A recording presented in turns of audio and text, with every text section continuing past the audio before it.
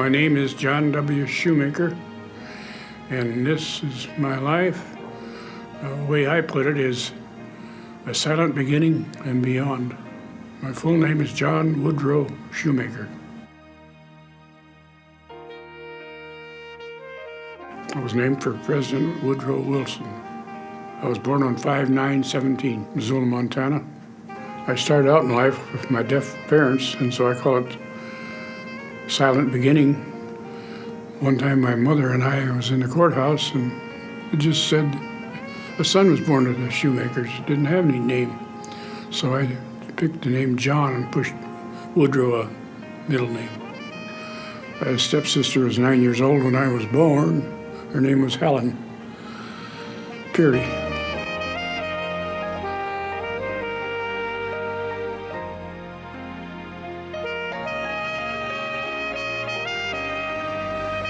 She was 9 years old when I was born, and she'd been a very wonderful sister. She just helped me get along in life. And I had a half-brother. He was in the U.S. Navy in World War II, or World War I, and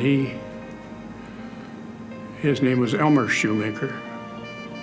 And I had a brother, Henry Peary, and he was on a freight train coming home from down south where he worked. He'd send his money home, and he was coming with his cousin, and they jumped off of a train in Frenchtown and jumped in front of another one, and both were killed. And they had the coffins in my aunt's front room, and it was her boy, Fred Jameson, and Henry Peary, my half-brother, and he was about 17 years old. My brother, Wallace, he was raised by a family and his relatives in Missouri, and so I didn't know him till I was 40 years old, but we corresponded a little bit, and then they started coming through Missoula to go to Walla Walla to work at a canning factory, canning things, and they'd come every year. And I got acquainted with them that way.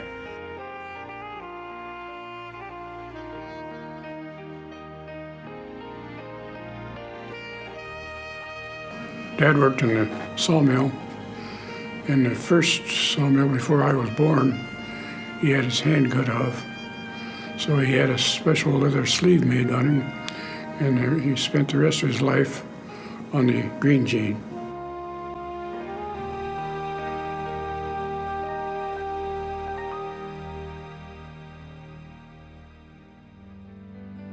When I was a child, I lived between Fort Missoula and the fairgrounds. And there's 3 houses there then. And they had the land between the houses and the streets quite a ways. They call them the flats.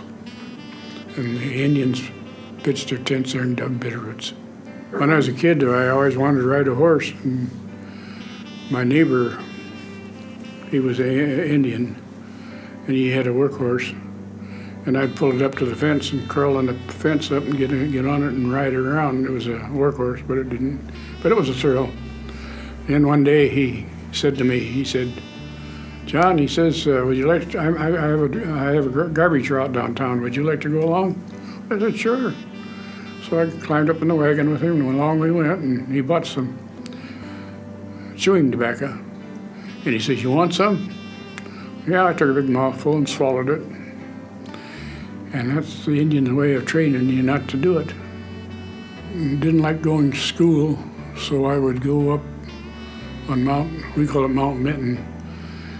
It's next to Mount Sentinel, and there was a farm up there and had sheep. And an Indian and his wife, they had a beautiful big teepee, and it was nice and clean. And I stayed there with them.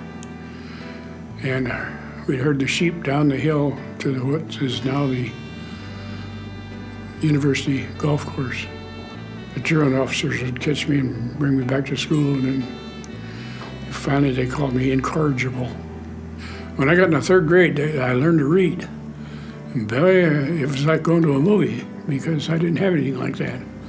And so I read books like Tom Swift and Horatio Alger, and I was getting up to Zane Grey's and some of those, and the teacher says I was getting on beyond my class, but I loved to read. Oh, I had movie heroes. I had Tom Mix and Hoot Gibson, and all those are cowboys. Movies was 10 cents, and we lived out by it.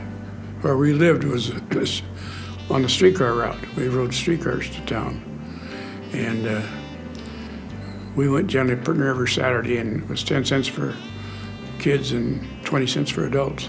I went to the Franklin and then the Lowell and then Missoula County High School, which is now Helge.